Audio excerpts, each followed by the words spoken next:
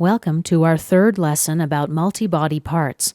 In this lesson, we're going to save bodies as a SOLIDWORKS part and assembly document. In my graphic area, I've got a solid and I've got a sketch. Let's begin by activating the Split tool. I'm going to go to Insert, Features, and Split. For my Trim tools, Sketch 2 is already pre-selected. Let's click Cut Part. Here we can give a name to each separate body by clicking its flag, or we can auto-assign the name.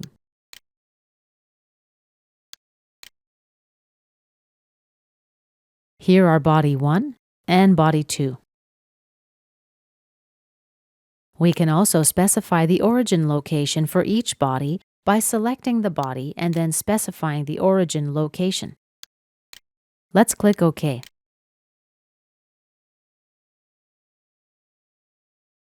Currently, I've got two more SOLIDWORKS documents open.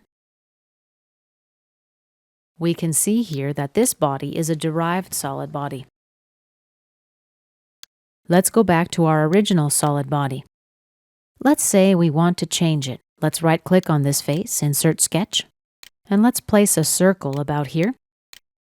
Exit the sketch.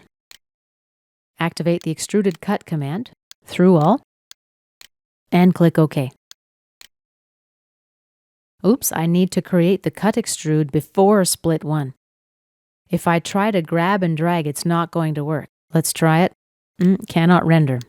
What we're going to need to do is right-click and delete. Yes. And now I can grab and drag the sketch. Let's drag the rollback bar up. Extruded Cut. End condition through all. And OK. Now let's go take a look at Body 1.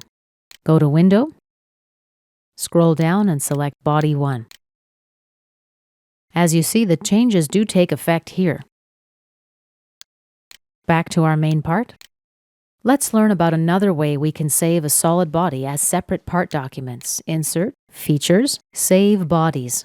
Here we specify the name, or we choose to have it assigned automatically, auto-assign names. Down here, we can opt to create an assembly. Let's cancel out here and cancel out of the Property Manager. Another way to create an assembly is to go to Insert, Features, Create Assembly. We can also right-click on the Split feature and select Create Assembly. Save as. Let's give it a descriptive name, Lesson 133, and save. SOLIDWORKS prompts us to rebuild before saving. That sounds good. Let's click Yes. And in our graphic area, the part looks identical, but instead of dealing with a part document, we're actually working with an assembly. Let's make Body 2 float.